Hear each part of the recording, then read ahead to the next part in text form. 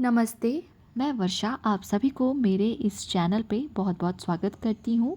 जैसे कि आप सभी को पता है कि सावन शुरू हो चुका है और सावन के इस पवित्र महीने में मैं शिव पुराण का पाठ आरंभ कर रही हूँ और चाहती हूँ कि आप सभी मेरे साथ जुड़कर इस पाठ को श्रवण करें और डूब जाएं शिव के महान भक्ति में।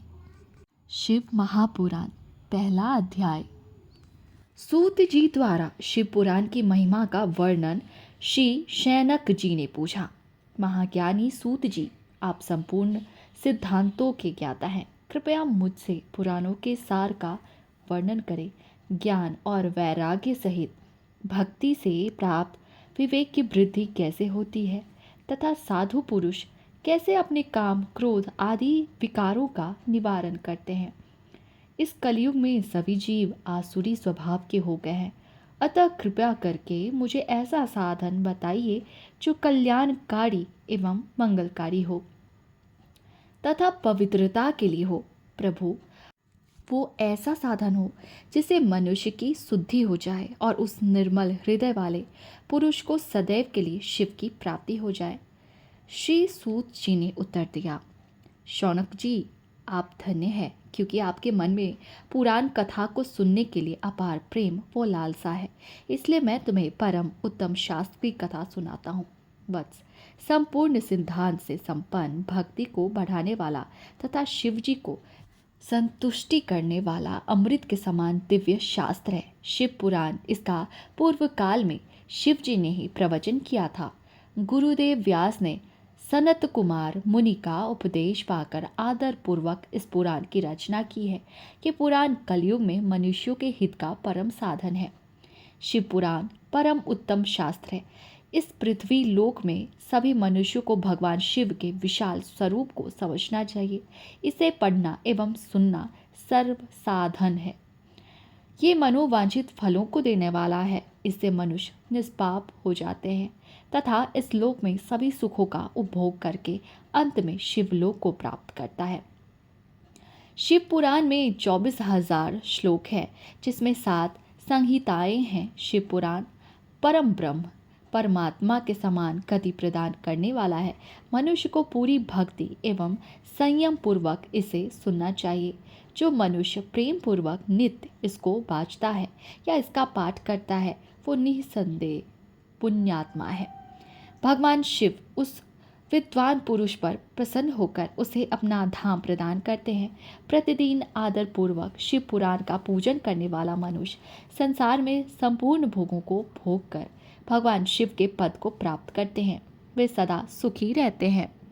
शिव पुराण में भगवान शिव का सर्वस्व है। इस लोक पर परलोक में सुख की प्राप्ति के लिए आदर पूर्वक इसका सेवन करना चाहिए। ये निर्मल शिव पुराण धर्म, अर्थ, काम और मोक्ष रूप चारों पुरुषार्थों को देने वाला है, अतः सदा प्रेम पूर्वक इसे सुनना एवं पढ़ना चाहिए।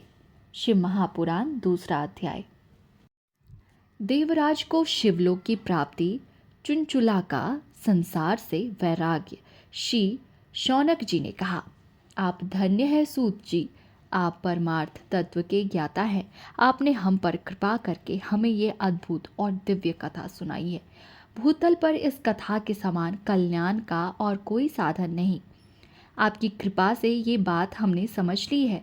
सूत जी, इस कथा के द्वारा कौन से पापी शुद्ध होते हैं, उन्हें कृपापूर्वक बताकर इस जगत को कृतार्थ कीजिए।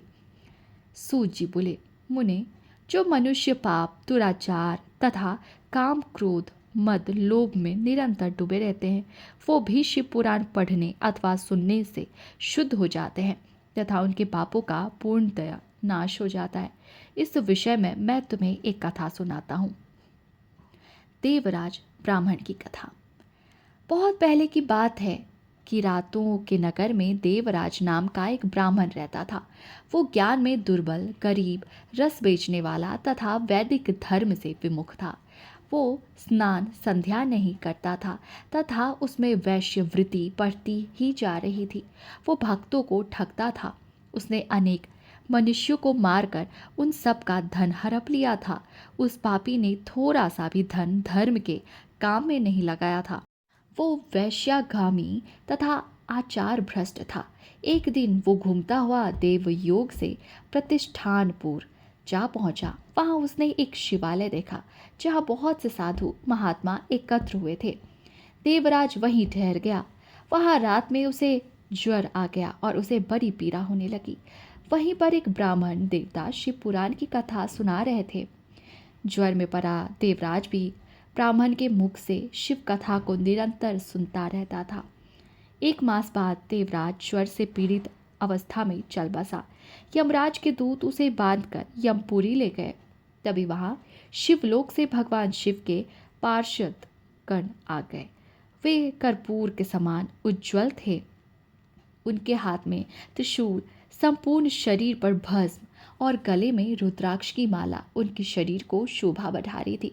उन्होंने यमराज के दूतों को मार पीट कर देवराज को यमदूतों के चंगुल से छुड़ा लिया और वे उसे अपने अद्भुत विमान में बिठाकर जब कैलाश पर ले गए तो यमपुरी में कोलाहल मच गया, जिसे सुनकर यमराज अपने भवन से बाहर आए। साक्षात रुद्रों के समान प्रतीत होने वाले इन दूतों का धर्मराज ने विधि पूर्वक पूजन कर ज्ञान दृष्टि से सारा मामला जान लिया। उन्होंने भय के कारण भगवान शिव के दूतों से कोई बात नहीं पूछी। तत्पश्चात शिवदूत देवराज को लेकर कैलाश चले गए और वहां पहुंचकर उन्होंने ब्राह्मण को करुणावतार भगवान शिव के हाथों में सौंप दिया।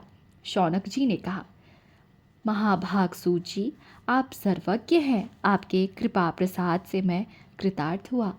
इस इतिहास को सुनकर मेरा मन आनंदित हो गया। अतः भगवान शिव में प्रेम बढ़ाने वाली दूसरी कथा भी कहिए। तीसरा अध्याय, बिंदुक ब्राह्मण की कथा। श्री सूत जी बोले, शौनक सुनो, मैं तुम्हारे सामने एक अन्य गोपनीय कथा का वर्णन करूंगा, क्योंकि तुम शिव भक्तों में अग्रगण्य व वेद वेदाओं में श्रेष्ठ हो।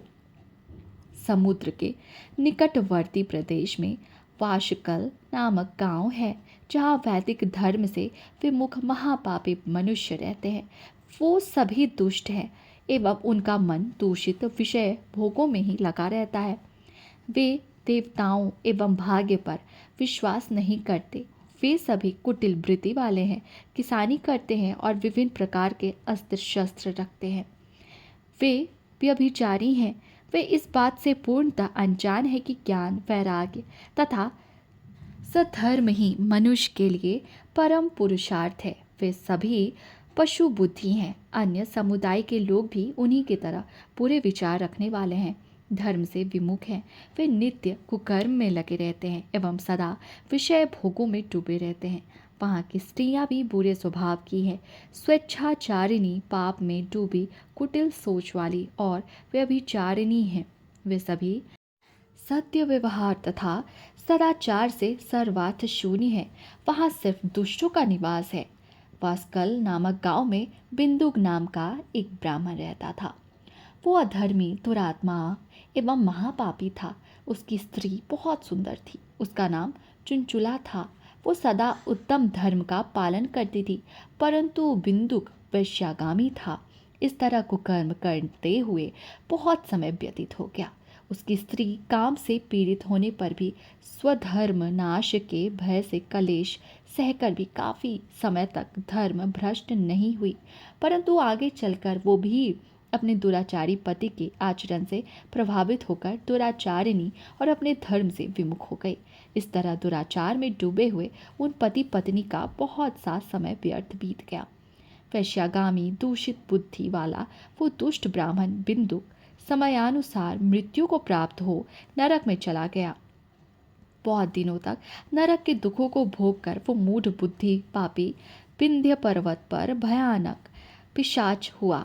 इधर उस दुराचारी बिंदु के मर जाने पर वो चुनचुला नामक स्त्री बहुत समय तक पुत्रों के साथ अपने घर में रहती रही। पति के मृत्यु के बाद वो भी अपने धर्म से गिरकर पर पुरुषों का संग करने लगी थी।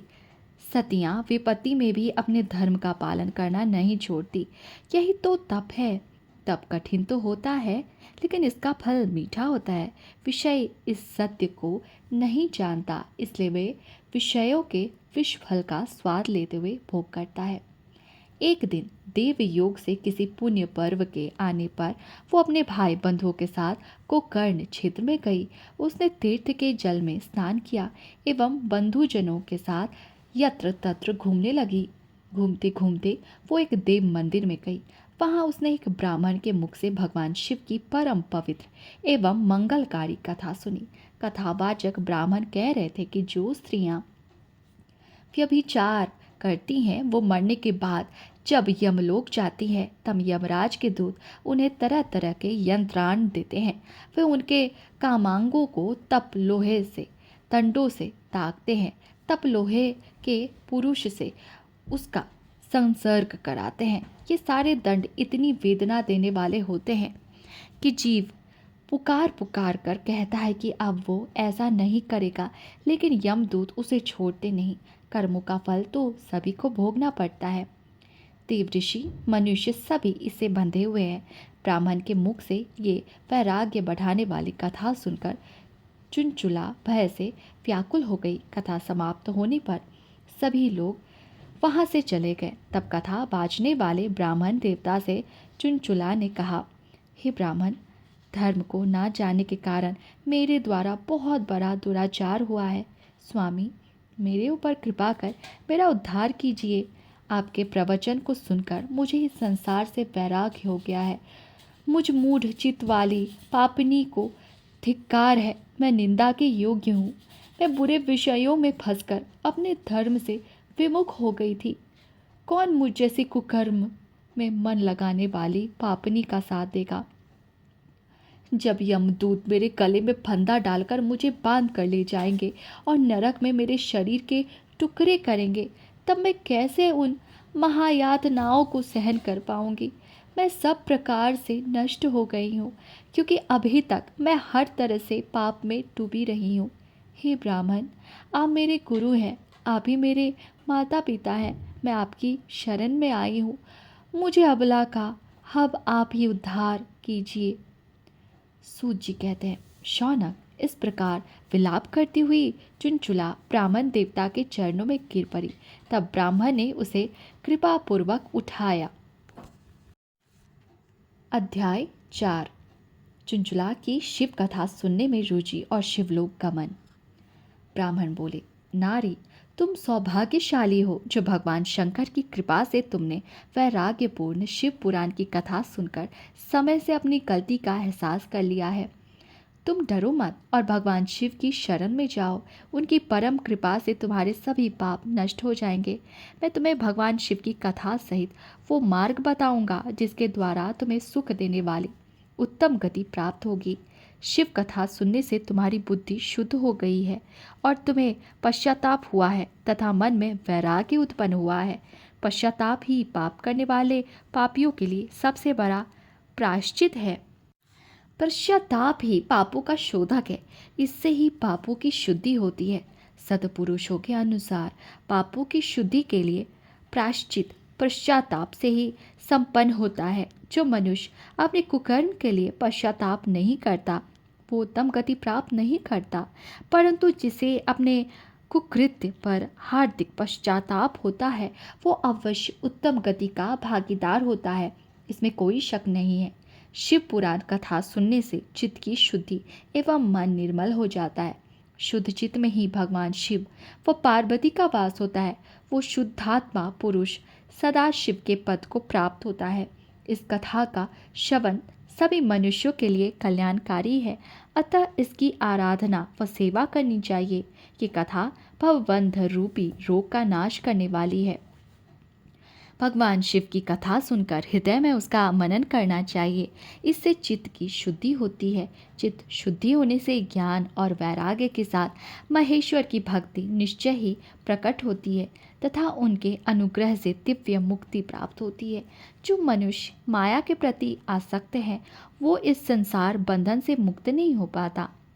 हे ब्राह्मण पत्नी, तुम अन्य विषयों से अपने मन को हटाकर भगवान शंकर के इस परम पावन कथा को सुनो। इससे तुम्हारे चित्त की शुद्धि होगी और तुम्हें मोक्ष की प्राप्ति होगी। जो मनुष्य निर्मल हृदय से भगवान शिव के चरणों का चिंतन करता है उसकी एक ही जन्म में मुक्ति हो जाती है। सूर्य कहते हैं, शौनक ये कह के वो ब्राह्मण चुप हो गए। उनका हृदय करुणा से भर गया। वे ध्यान में मग्न हो गए। ब्राह्मण का उक्त उपदेश सुनकर चुनचुला के नेत्रों में आनंद के आंसू छलक आए। वो हर्ष भरे हृदय से ब्राह्मण देवता के चरणों में गिर गई और हाथ जोड़कर बोली, मैं कृतार्थ हो गई। हे ब्राह्मण, शिव भक्तों में श्रेष्ठ स्वामिनी आप धन्य हैं। आप परमार्थ दर्शी हैं और सदा परोपकार में लगे रहते हैं। साधुओं में नरक के समुद्र में गिरी रही हूँ। कृपया कर मेरा उद्धार कीजिए। जिस पौराणिक व अमृत के समान सुंदर शिव पुराण कथा की बात आपने की है, उसे सुनकर ही मेरे मन में वैराग्य उत्पन्न हुआ है। उस अमृतमयी शिव पुराण कथा को सुनने के लिए मेरे मन में बड़ी श्रद्धा हो रही है। कृपया आप मुझे उसे सुनाइए। सूर्य कहते हैं, शिव पुराण की कथा सुनने की इच्छा मन में लिए हुए चुनचुला उन ब्राह्मण देवता की सेवा में वहीं रहने लगी। उस गोकर्ण नामक महाक्षेत्र में उन ब्राह्मण देवता के मुख से चुनचुला शिव पुराण की भक्ति, ज्ञान और वैराग्य बढ़ाने वाली और मुक्ति देने वाली परम उत्तम कथा सुनकर कृतार्थ हुई। उसका चित्त शुद्ध हो गया। वो अपने हृदय में शिव के सगुण रूप का चिंतन करने लगी। वो सदैव शिव के सच्चिदानंदमय स्वरूप का स्मरण करती थी। तत्पश्चात अपना समय पूर्ण होने पर चुनचुला ने बिना किसी कष्ट के अपना शरीर त्याग दिया। उसे लेने के लिए एक दिव्य विमान वहां पहुंचा। ये विमान शोभा साधनों से सजा था एवं शिव गणों से सुशोभित था। चुनचुला विमान से शिवपुरी पहुंची। उसके सारे पाप धुल गए। वो दिव्यांगना हो गई। वो गौरांगी देवी मस्तक पर अर्धचंद्र का मुकुट व अन्य दिव्य आभूषण पहने शिवपुरी पहुंची। वहां उसने सनातन देवता त्रिनेत्रधारी महादेव शिव को देखा। सभी देवता उनकी सेवा में भक्ति भाव से उपस्थित थे। उनकी अंग कांति करोड़ों सूर्यों के समान प्रकाशित हो रही थी। 5 मुख और हर मुख में 3-3 नेत्र थे। मस्तक पर अर्धचंद्राकार मुकुट शोभायमान हो रहा था। कंठ में नील चिन्ह था। उनके साथ में देवी गौरी विराजमान थी, जो विद्युत पुंज के समान प्रकाशित हो रही थी। महादेव जी की कांति कपूर के समान गौर थी। उनके शरीर पर श्वेत वस्त्र थे तथा शरीर श्वेत भस्म से युक्त था। इस प्रकार भगवान शिव के परम उज्ज्वल रूप के दर्शन कर चुनचुला बहुत प्रसन्न हुई। उसने भगवान को बारंबार प्रणाम किया और हाथ जोड़कर प्रेम, आनंद और संतोष से युक्त हो विनीत भाव से खड़ी हो गई। उसके नेत्रों से आनंदाश्रुओं की धारा बहने लगी। भगवान शंकर व भगवती गौरी उमा ने करुणा के साथ सौम्य दृष्टि से देखकर चुनचुला को अपने पास बुलाया। गौरी उमा ने उसे प्रेम पूर्वक अपनी सखी बना लिया। चुनचुला सुखपूर्वक भगवान शिव के धाम में उमा देवी की सखी के रूप में निवास करने लगी। शिव पुराण अध्याय 5 बिंदु का पिशाच योनि से उद्धार। सूजी बोले, शौनक, एक दिन चुनचुला आनंद में मग्न उमा देवी के पास गई और दोनों हाथ जोड़कर उनकी स्तुति करने लगी। चुनचुला बोली, हे गिरिराज नंदिनी स्कंद माता उमा, आप सभी मनुष्यों एवं देवताओं द्वारा पूज्य तथा समस्त सुखों को देने वाली हैं। आप शंभु प्रिया हैं। आप ही सगुणा और निर्गुणा हैं। हे सच्चिदानंद स्वरूपिणी, आप ही प्रकृति की पोषक हैं। हे माता, आप ही संसार की सृष्टि, पालन और संहार करने वाली हैं। आप ही ब्रह्मा, विष्णु और महेश को उत्तम प्रतिष्ठा देने वाली परम शक्ति हैं। सूजी कहते हैं, शौनक, सद्गति प्राप्त चंचुला इस प्रकार देवी की स्तुति कर शांत हो गई। उसकी आंखों में प्रेम के आंसू उमड़ आए। तब शंकर प्रिया भक्त वत्सला उमा देवी ने बड़े प्रेम से चुनचुला को चुप कराते हुए कहा, सखी चुनचुला, मैं तुम्हारी स्तुति से प्रसन्न हूँ। बोलो, क्या वर मांगती हो? चुनचुला बोली, हे गिरिराज कुमारी, मेरे पति बिंदुक इस समय कहाँ हैं और कैसी गति है उनकी? मुझे बताइए और कुछ ऐसा उपाय कीजिए ताकि हम फिर से मिल सकें। हे महादेवी, मेरे पति एक शूद्र जाति वैश्या के प्रति आसक्त थे और पाप में ही डूबे रहते थे। गिरिजा बोली, बेटी, तुम्हारा पति बिंदु बड़ा पापी था। उसका अंत बड़ा भयानक हुआ। वैश्या का उपभोग करने के कारण वो मूर्ख नरक में अनेक वर्षों तक अनेक प्रकार के दुख भोग कर अब शेष पापों को भोगने के लिए विंध्य पर्वत पर पिशाच की योनि में रह रहा है। वो दुष्ट वहीं वायु पीकर रहता है और सब प्रकार के कष्ट सहता है। सूत जी कहते हैं। शौनक, गौरी देवी की ये बात सुनकर चुनचुला अत्यंत दुखी हो गई। फिर मन को किसी तरह स्थिर करती हुई दुखी हृदय से माँ गौरी से उसने एक बार फिर पूछा, हे महादेवी, मुझ पर कृपा कीजिए और मेरे पापी पति का अब उद्धार कर दीजिए। कृपा करके मुझे वो उपाय बताइए जिससे मेरे पति को उत्तम गति प्राप्त हो सके। गौरी देवी ने कहा, यदि तुम्हारा पति बिंदु शिव पुराण की पुण्यमयी उत्तम कथा सुने तो वो इस दुर्गति को पार करके उत्तम गति का भागी हो सकता है। अमृत के समान मधुर गौरी देवी का ये वचन सुनकर चंचुला ने दोनों हाथ जोड़कर मस्तक झुकाकर उन्हें बारंबार प्रणाम किया तथा प्रार्थना की कि मेरे पति को शिव पुराण सुनाने की व्यवस्था कीजिए। ब्राह्मण पत्नी चुनचुला के बार बार प्रार्थना करने पर शिव प्रिया गौरी देवी ने भगवान शिव की महिमा का गान करने वाले गंधर्वराज तुम्बुरो को बुलाकर कहा, तुम्बुरो, तुम्हारी भगवान शिव में प्रीति है। तुम मेरे मन की सभी बातें जानकर मेरे कार्यों को सिद्ध करती हो। तुम मेरी इस सखी के साथ विंध्य पर जाओ। वहाँ एक महाघोर और भयंकर पिशाच रहता है। पूर्व जन्म में वो पिशाच बिंदुक नामक ब्राह्मण मेरी सखी चुनचुला का पति था। वो वेश्यागामी हो गया। उसने स्नान संध्या आदि नित्य कर्म छोड़ दिए। क्रोध के कारण उसकी बुद्धि भ्रष्ट हो गई। दुर्जनों से उसकी मित्रता तथा सज्जनों से द्वेष बट गया था। वो अस्त्र शस्त्र से हिंसा करता, लोगों को सताता और उनके घरों में आग लगा देता था। चांडालों से दोस्ती करता। वह रोज वैश्या के पास जाता था। पत्नी को त्याग कर दुष्ट लोगों से दोस्ती कर उन्हीं के संपर्क में रहता था। वो मृत्यु तक दुराचार में फंसा रहा। मृत्यु के बाद उसे पापियों के भोग स्थान यमपुर ले जाया गया। वहाँ घोर नरकों को सहकर इस समय वो विंध्य पर्वत पर पिशाच बनकर रह रहा है और पापों का फल भोग रहा है। तुम उसके सामने परम पुण्यमयी पापों का नाश करने वाली शिव पुराण की दिव्य कथा का प्रवचन करो। इस कथा को सुनने से उसका हृदय सभी पापों से मुक्त होकर शुद्ध हो जाएगा और वो प्रेत योनि से मुक्त हो जाएगा। दुर्गति से मुक्त होने पर उस बिंदुक नामक पिशाच को विमान पर बिठाकर तुम भगवान शिव के पास ले आना। सूत जी कहते हैं, शौनक, माँ उमा का आदेश पाकर गंधर्वराज तुम्बुरो प्रसन्नतापूर्वक अपने भाग्य की सराहना करते हुए चुनचुला को साथ लेकर विमान से पिशाच के निवास स्थान विंध्य पर्वत गया।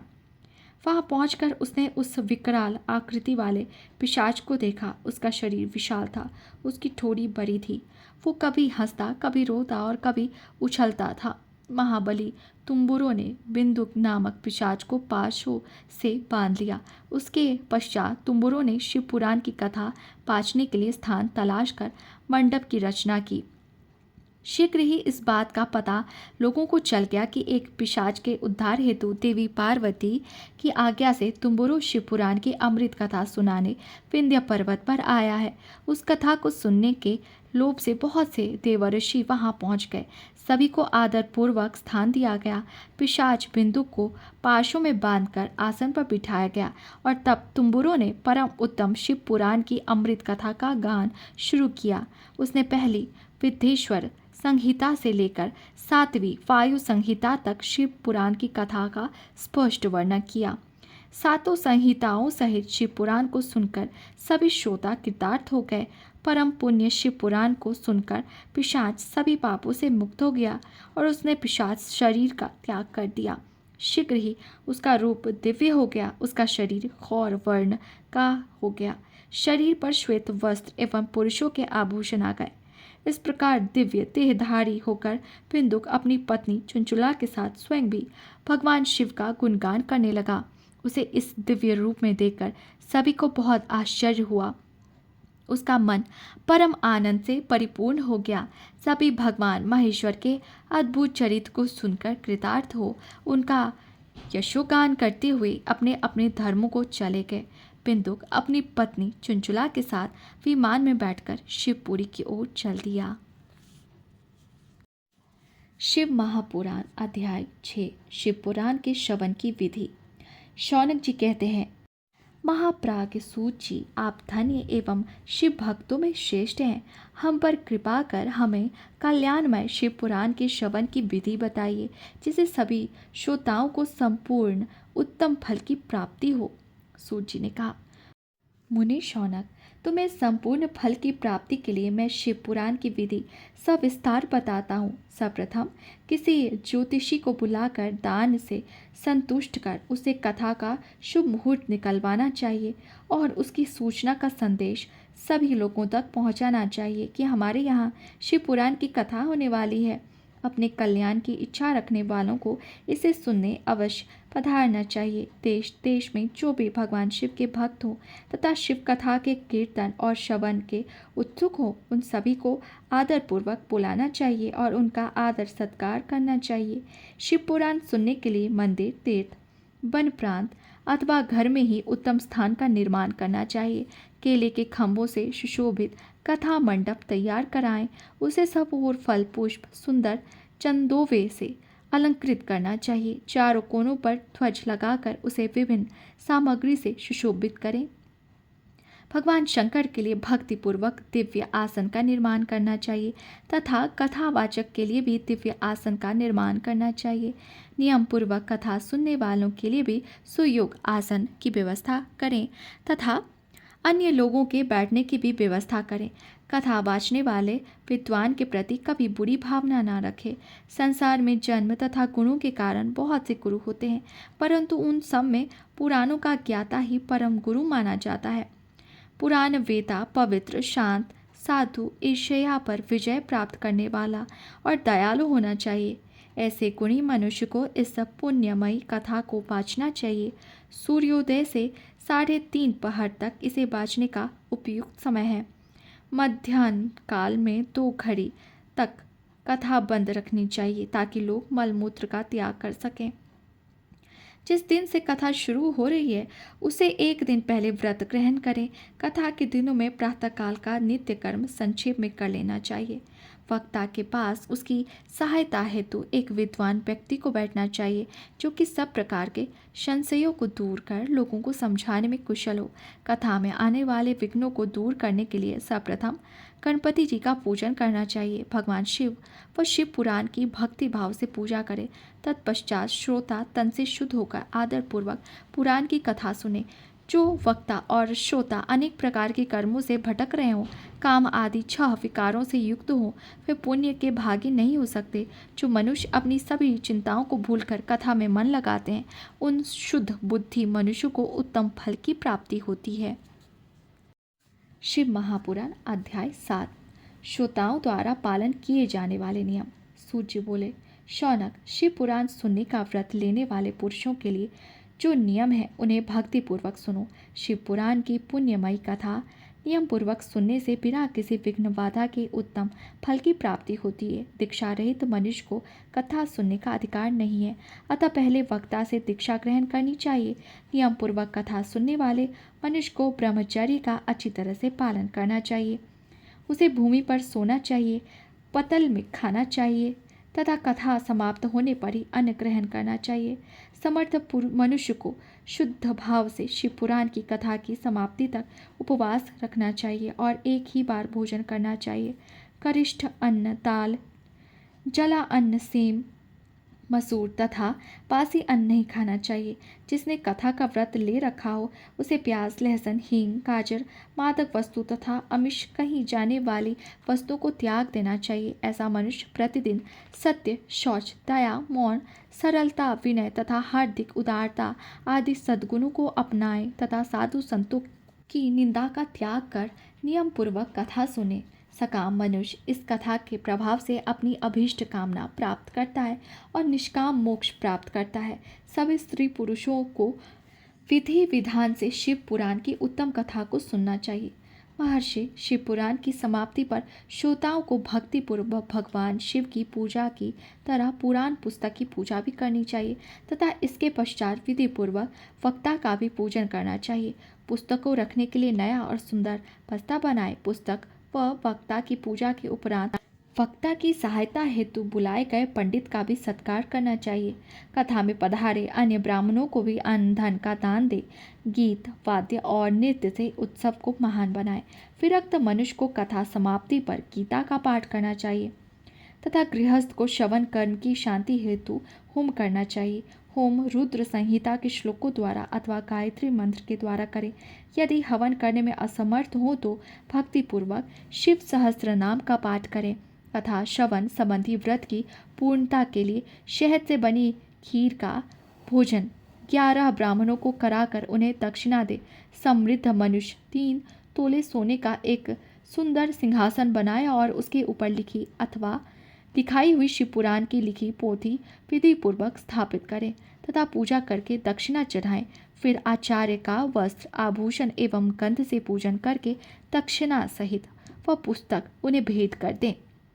शौनक इस पुराण के दान से प्रभाव से भगवान शिव का अनुग्रह पाकर मनुष्य भवबंध से मुक्त हो जाता है। शिव पुराण को विधि पूर्वक संपन्न करने पर यह संपूर्ण फल देता है तथा भोग और मोक्ष प्रदान करता है। उन्हें शिव पुराण का सारा महात्म जो संपूर्ण फल देने वाला है मैंने तुम्हें सुना दिया है। अब आप और क्या सुनना चाहते हो? श्रीमान, शिव पुराण सभी पुराणों के माथे का तिलक है। जो मनुष्य सदा भगवान शिव का ध्यान करते हैं, जिनकी वाणी शिव के गुणों की स्तुति करती है और जिनके दोनों कान उनकी कथा सुनते हैं, उनका जीवन सफल हो जाता है। वे संसार सागर से पार हो जाते हैं। ऐसे लोग इहलोक और परलोक में सदा सुखी रहते हैं। भगवान शिव के सच्चिदानंदमय स्वरूप का स्पर्श पाकर ही समस्त प्रकार के कष्टों का निवारण हो जाता है। उनकी महिमा जगत के बाहर और भीतर दोनों जगह विद्यमान है। उन अनंत आनंद रूप परम शिव की मैं शरण लेता हूँ। कल हम लोग विद्येश्वर संहिता का अध्याय 1 का पाठ करेंगे। जय शिव शंकर।